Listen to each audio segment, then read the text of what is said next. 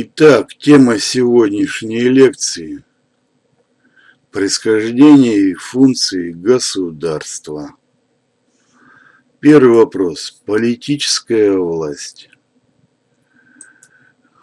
По моему мнению, политическая власть – это способность осуществлять социальный контроль над деятельностью людей в сфере политики.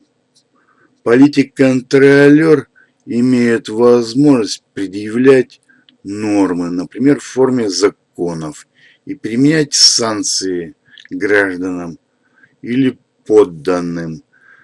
Политик-контролер имеет возможность внушать политические стереотипы через средства массовой информации. Второй вопрос. Что такое политика? Политическая сфера включает в себя отношения между такими социальными группами, как слои и классы, отношения между странами.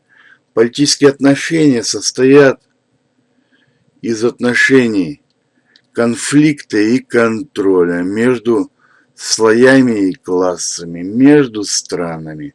Политика – это искусство управления, искусство социального контроля и ведения социальных конфликтов. Главные примеры политических конфликтов – это война и выборы. Главные примеры политических норм – это законы. Главные примеры политических санкций – это смертная казнь, тюремное заключение, ссылка, пытки. Да, сегодня пытки устарели и запрещены, а раньше широко применялись.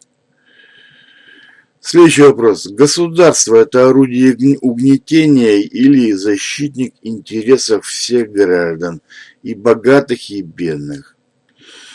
С точки зрения марксизма, в истории сменяют друг друга три формации. Это господство трех эксплуататорских классов. Это господство рабовладельцев, феодалов или капиталистов. Рабовладельцы эксплуатировали рабов. Феодалы эксплуатировали крепостных крестьян. Капиталисты эксплуатировали наемных рабочих. По мнению Ленина, государство является орудием угнетения. По мнению демократов и либералов, государство защищает интересы всех граждан, и богатых, и бедных. Государство – это великое социальное изобретение, которое никогда не исчезнет. Я согласен с демократами, конечно, что государство защищает интересы всех граждан. Следующий вопрос. Политическая система. Политическая система – это открытая, развивающаяся система, которая состоит из таких элементов, как правительство, парламент или другой законодательный орган власти, политические партии, армия, суд, полиция, бюрократия. В процессе исторического развития общества происходило развитие политической системы, которая проявилась, в частности, в изобретении все новых и новых элементов политической системы. Как всякая открытая система, политическая система имеет вход и выход и стремится поддерживать равновесие. На входе в политическую систему возникают вызовы и угрозы. На выходе ответы на эти вызовы. Эти ответы должны быть адекватны вызовам, иначе политическая система может потерять способность и потерять равновесие и погибнуть от этих вызовов и угроз. Например, примеры вызовов. Угроза нашествия и войны со стороны другой страны. Адекватный ответ перевооружение армии более современным оружием, увеличение численности армии и военных расходов. Ну, сегодня вот идет война в России. Ну и президент Путин, как сказать, стремится увеличить военное производство. К тому же во время войны там появились проблемы. Например, в России было мало беспилотников, плохие спутники космические, плохая разведка. Вот Путин эти проблемы сегодня решает. Так, второй пример вызовов. Угроза голода среди населения. Адекватный ответ – экономические реформы, введение рыночных отношений, частной собственности, завоевание новых плодородных земель в колониях, обложение данью покоренных народов. Ну, пример такой был. Россия, 80-е, 90-е годы. Был экономический кризис, и реформаторы, то есть Гайдар, Чубайс, решили эти проблемы, ввели рынок и частную собственность. И сегодня Россия находится на первом месте по экспорту зерна. То есть эти реформаторы накормили народ. И сегодня Россия экспортирует излишки продовольствия. Третий вызов. Мятеж на окраинах страны. Адекватный ответ – введение войск в эти районы и наказание зачинщиков мятежа. Экономическая помощь жителям этих окраин. Ну вот при Путине Россия постоянно воюет. Сначала с Чечней. Это все американцы организовывают эти мятежи. То есть Путин навел порядок в Чечне. Сегодня Путин наводит порядок в Донбассе и на Украине. Вот так. Так вот, нарушение равновесия политической системы приводит к гражданской войне, к массовым беспорядкам. Государство – это легальный законный центр власти в период сохранения равновесия политической системы. Государство в этот период стремится с помощью суда и полиции уничтожить и ослабить власть преступного мира, который является запасным, нелегальным центром власти. В период нарушения равновесия, в период революции, в период гражданской войны и массовых беспорядков происходит ослабление власти государства и временное усиление власти преступного мира. То есть гражданская война, революция – это золотой век для преступного мира. В этот революционный период истории преступный мир частично отбирает у государства его функции. Преступный мир начинает вместо государства собирать налоги в форме рэкета. Вместо государства преступный мир начинает судить и разрешать экономические споры. Ну, на стрелке, да, у них такая сходка называется стрелка. Или на толковище. Преступный мир начинает наказывать и штрафовать виновных, то есть ставить на счетчик. Нарушение равновесия называется революционной ситуацией. Революция – это процесс, когда одна социальная группа силой оружия отбирает политическую власть у другой социальной группы. Ну, подробнее это у меня рассказано в лекции «Социология революции» Петерима Сорокина. Следующий вопрос. Государство. Существует много определении государства. То есть, так как вокруг определения этого понятия идут научные споры. По моему мнению, государство – это политическая организация, которая контролирует деятельность людей в обществе. Государство – это сложная развивающаяся система, которая состоит из нескольких организаций. Это значит, какие организации? Правительство, местные органы власти, бюрократия, армия, правоохранительные органы, то есть полиция, суд, прокуратура, тюрьма. Или пенитенциарная система. Так вот, пенитенциарная система – это система исполнения наказания. Это места лишения свободы. Или, говоря простыми словами, это тюрьма. Правительство руководит всеми этими организациями.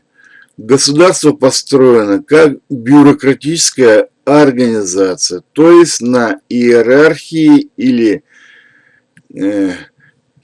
как пирамида на основе административного контроля.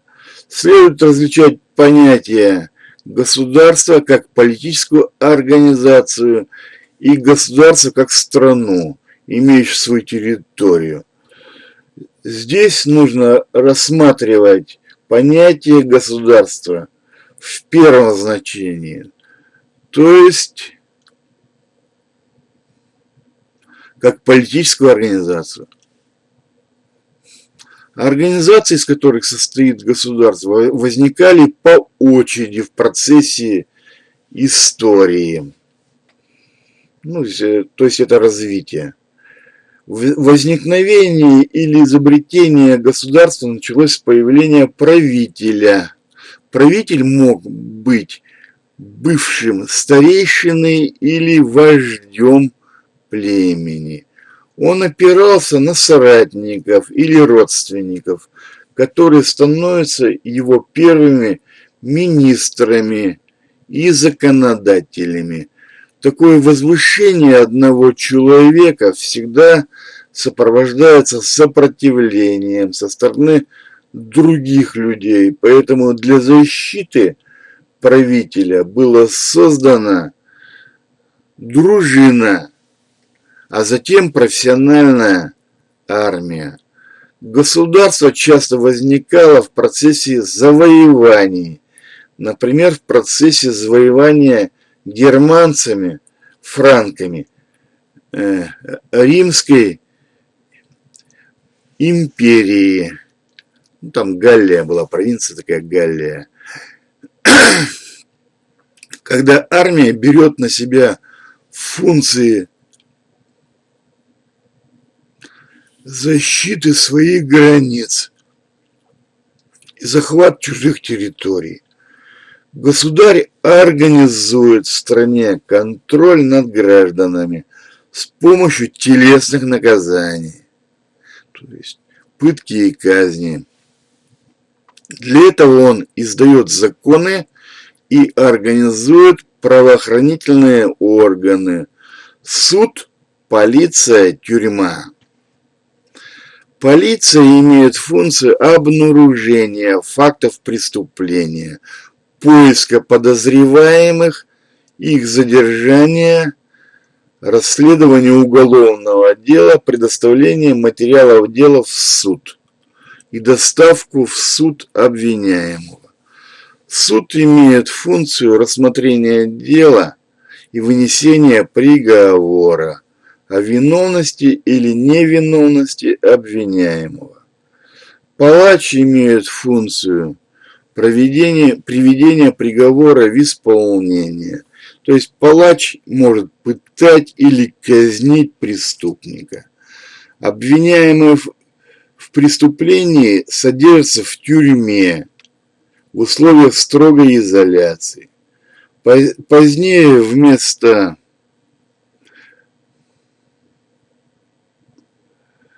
пыток и казни стал применяться другой вид наказания, лишение свободы на определенный срок в тюрьме. Но это была тюремная реформа. Позднее я расскажу в лекции. Это теория Фуко, я расскажу. Цель этой реформы – попытаться отменить антигуманные пытки и казни, антигуманные телесные наказания. Но эта попытка не могла быть доведена до конца, так как в обществе нельзя полностью отменить ни одно великое социальное изобретение. В том числе нельзя отменить телесное наказание и смертную казнь в тюрьме. Но я так считаю, что не нужно отменять смертную казнь. В любом случае, в процессе содержания преступников в тюрьме охрана в случае необходимости должна применять телесное наказание или казнь. Например, в процессе задержания преступника часто невозможно обойтись без борьбы и нанесения телесных повреждений активно сопротивляющемуся и вооруженному преступнику. Непокорного преступника часто можно призвать к порядку только с помощью резиновой дубинки. Охрана может надеть на него наручники, убить при попытке к бегству или нападению на эту охрану. Охрана может поместить преступника в одиночную камеру и кормить одним хлебом и водой, поддерживать температуру воздуха в камере не выше 14 градусов. Ну, просто я работал преподавателем истории в женской колонии и все это видел. Ну, об этом будет отдельная лекция. На некоторых преступников другие более мягкие наказания просто не действуют. Чтобы содержать правителя, его армию и правоохранительные органы, нужны деньги и продовольствие. Эту функцию сбора налогов с граждан взяла на себя бюрократия.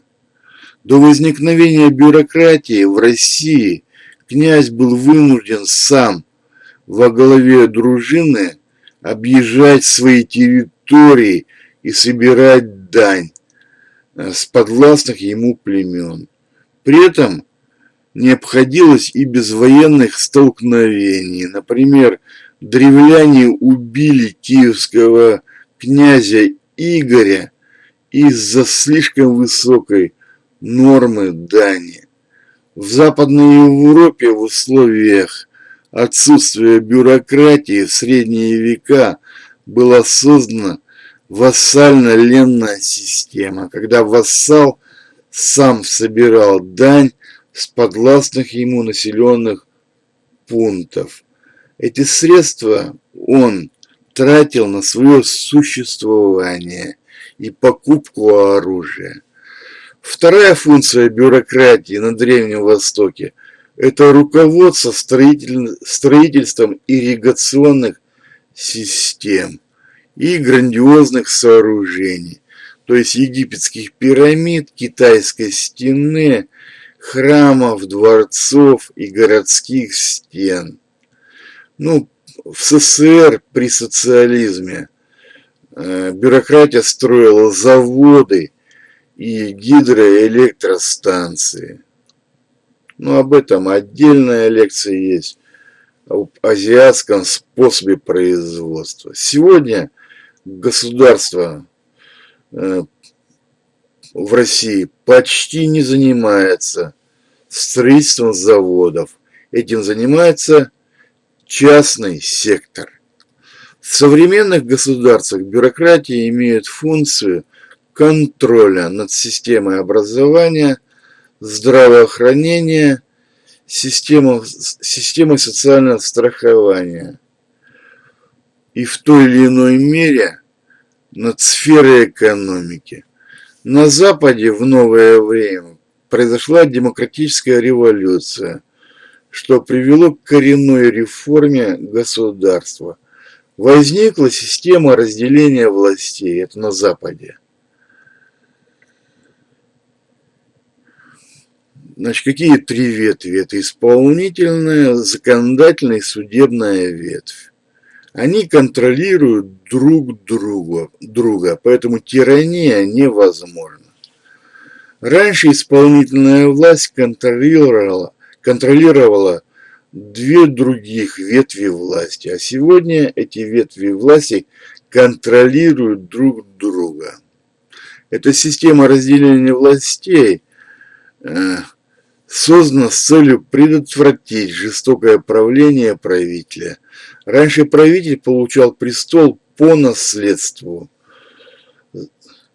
захватывал престол с помощью военной силы или получал престол на выборах в аристократическом сенате. Сегодня в условиях демократии все граждане страны стали сами выбирать правителя на ограниченный срок, на всеобщих выборах. В условиях демократии указы и действия правителя ограничены законом и не должны противоречить статьям Конституции. Раньше правитель сам издавал законы, а теперь он вынужден подчиняться законам, изданным парламентом. Парламент – это законодательный орган власти. Парламент состоит из депутатов. Граждане страны имеют право выбирать депутатов и президента на ограниченный срок. Конституционный суд следит за соблюдением статей Конституции.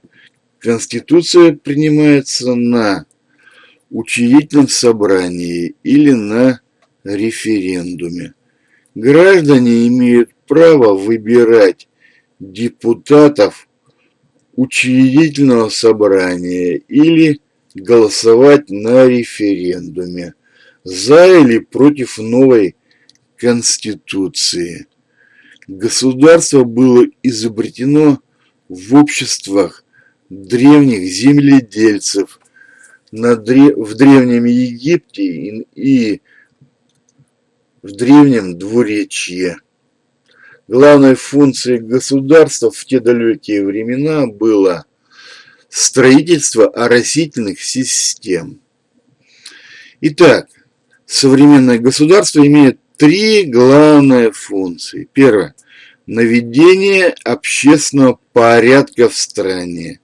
Эту функцию выполняют правоохранительные органы. Вторая функция государства – защита границ и своей территории от внешнего врага. Эту функцию выполняет армия. Ну и третья функция – сбор налогов. Эту функцию выполняет бюрократия. Финансовые средства, собранные в качестве налогов, расходуются на содержание правительства, армии, правоохранительных органов, местных органов власти, самой бюрократии, а также на образование, здравоохранение, развитие культуры, науки, на социальную политику, то есть на пенсии и пособия. Следующий вопрос. Теории происхождения государства. Ну, то есть, как произошло государство, это спорный вопрос в науке. Формирование государства у разных народов шло различными путями. Это обусловило различные точки зрения в объяснении причин возникновения государства. Итак, первая теория, теологическая теория, как одна из древнейших теорий возникновения государства. Но, видимо, она и самая неправильная, потому что я вот атеист и в Бога не верю. Так вот, эта теория исходит из того, что происхождение и существование государства является результатом проявления Божьей воли. Поэтому государственная власть вечно незыблема и подчинение ей естественно. Правители действуют от имени Бога, и издаваемые ими законы соответствуют божественной справедливости.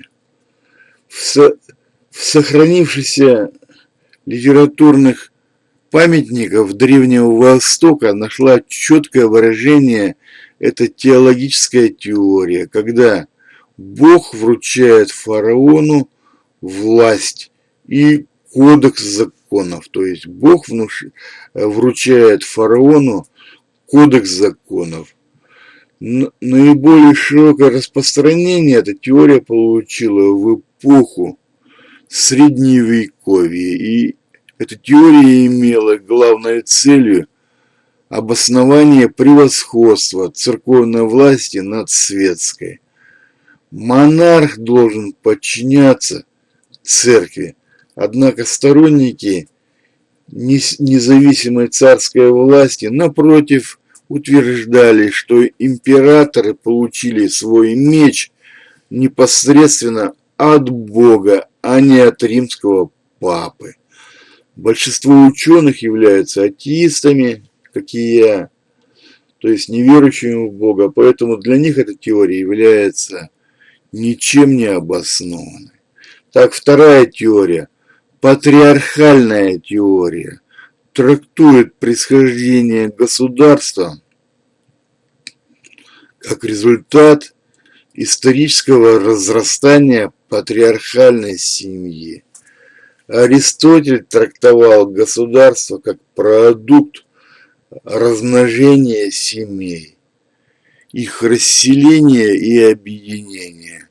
Государственная власть есть продолжение и развитие отцовской власти. В Китае эту теорию развивал Конфуций. Власть императора уподоблялась власти отца, где младшие зависят от старших и должны быть преданными правителю, почтительными и слушаться во всем старших. Правители же должны заботиться о своих подданных, как это принято в семье.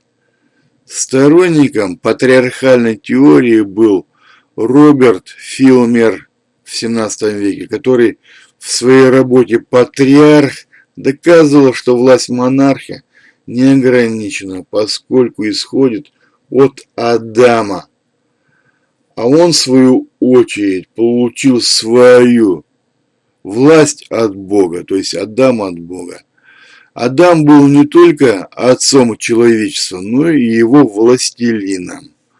Монархи являются преемниками Адама и унаследовали от него свою власть.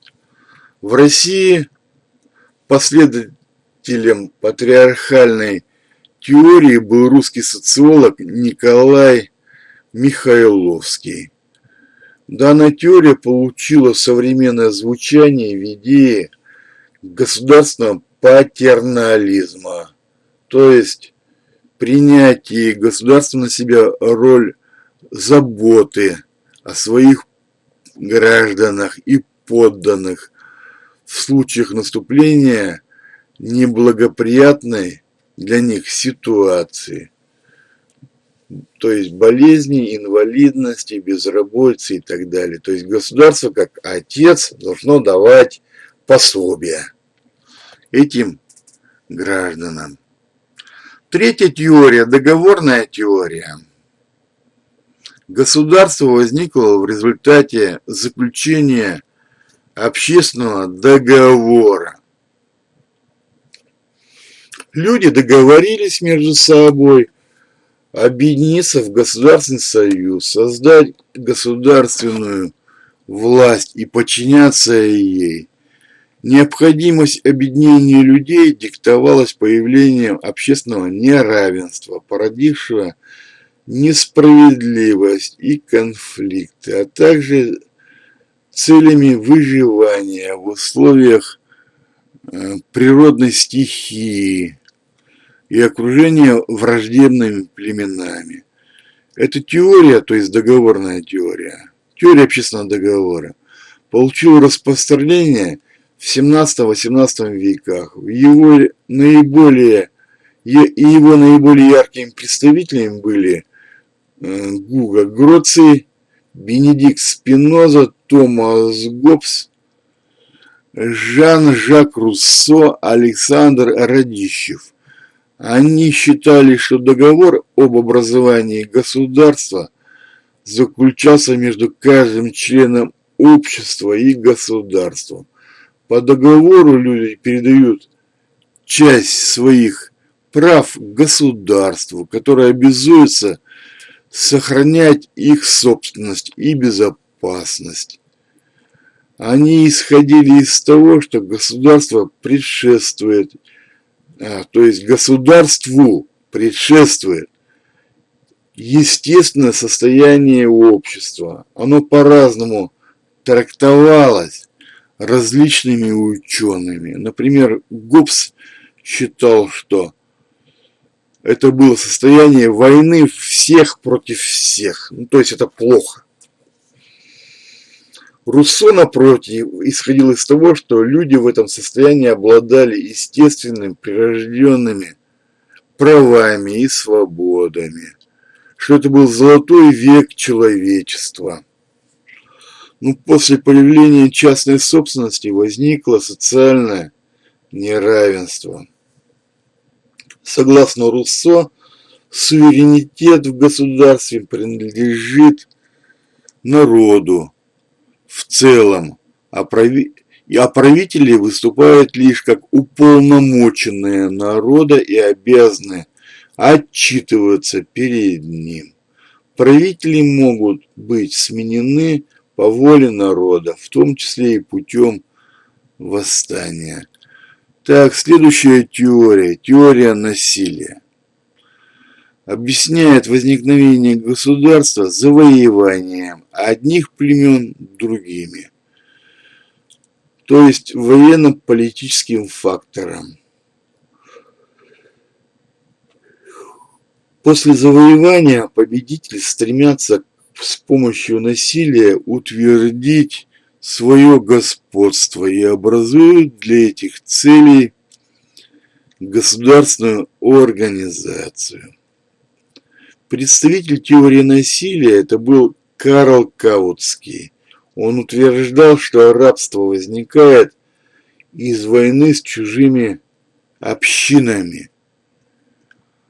Племя победителей подчиняет себе племя побежденных, присваивает себе их земли и затем принуждает побежденных работать на победителей, платить им дань или подать им. Возникает и аппарат принуждения для управления побежденными. Этой концепции придерживался Евгений Дюринг, Людвиг Гумплович. Например, германское племя франков завоевало римскую провинцию Галлия и создала здесь свое государство. Завоевателями руководил вождь по имени Хлодвиг. Империю франков создал Карл Великий. Македонский царь Александр завоевал Грецию, Персию, Египет и другие страны Древнего Востока и создал здесь свое государство. Древний Рим завоевал страны Средиземноморья и создал здесь свое государство. Но я считаю, что эта теория насилия, пожалуй, самая лучшая. Так, следующая теория. Органическая теория. Ее ведущим представителем был Герберт Спенсер. Он использовал аналогии и термины из биологии и сопоставлял общество с биологическим организмом. Он тщательно выяснял их сходство и различия. Результатом такого сопоставления стало обнаружение некоторых закономерностей. Государство напоминает головной мозг в социальном организме. Следующая теория, марксистская теория происхождения государств. Ее основные постулаты изложены в работах Карла Маркса и Фридриха Энгельса, которые считали, что государство – это орудие угнетения бедных классов в руках господствующего класса.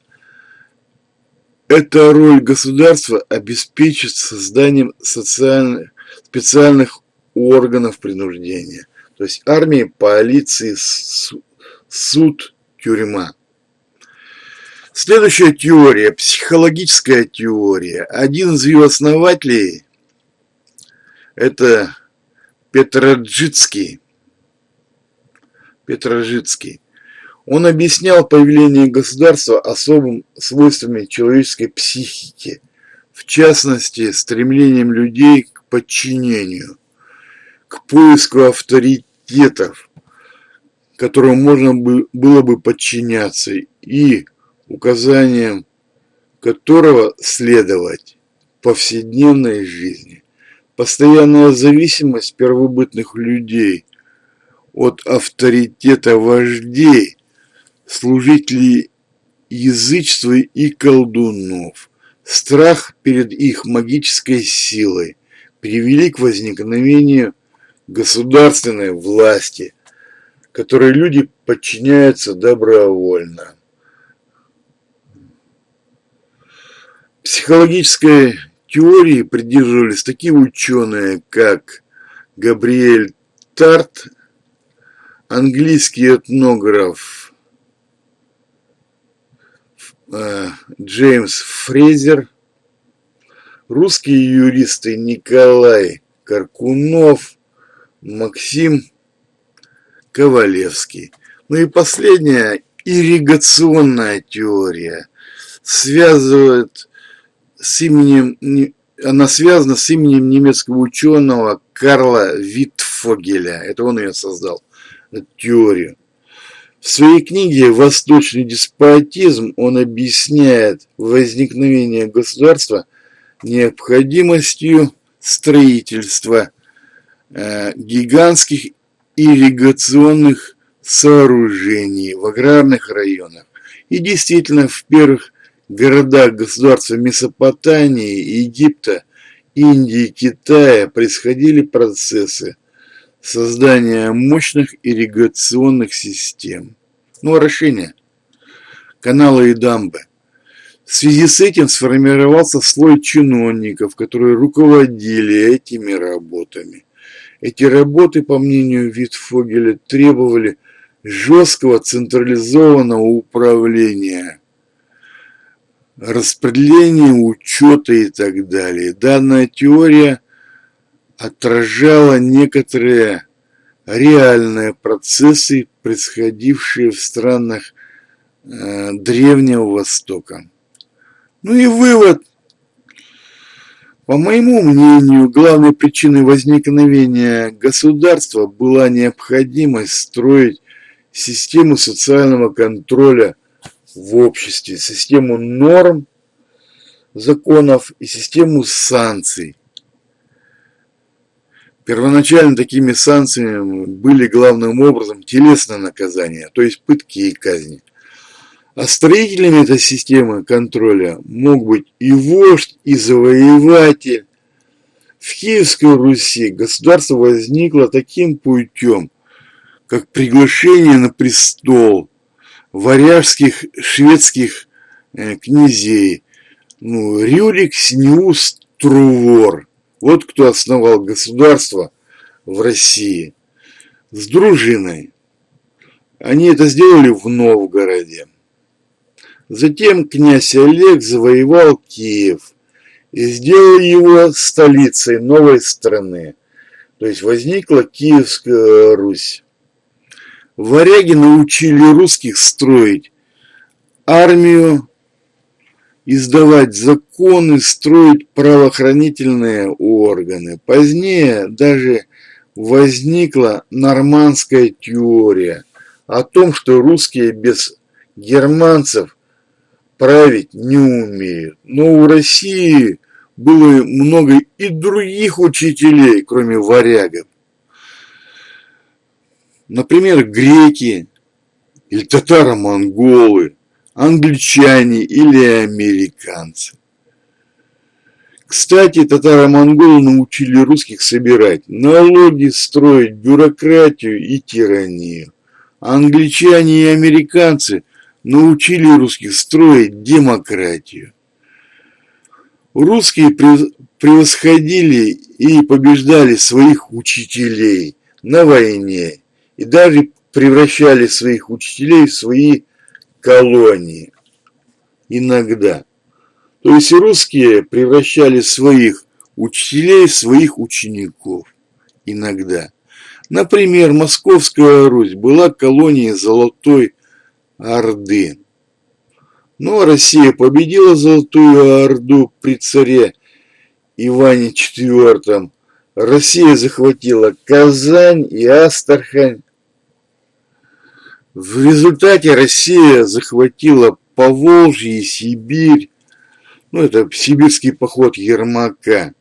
И Дальний Восток, которые до сих пор являются русской колонией. Русский император Петр I победил Карла XII. Это был шведский король. Отобрал у шведов Эстонию, Латвию, Ингерманландию и сделал эти земли своими колониями. Затем Финляндия стала русской колонией. Хотя Швеция была учителем для России до этого. Русская императрица Екатерина II победила Речь Посполитую. Это тоже был учитель для России, Речь Посполитая. И сделала основную часть Польши своей колонией.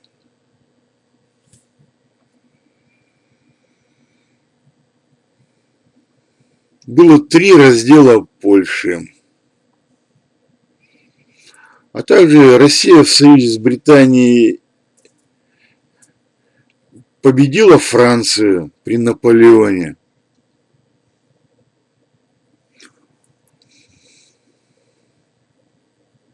Дальше Россия победила Германию в союзе с США, Британией и Францией в 1945 году.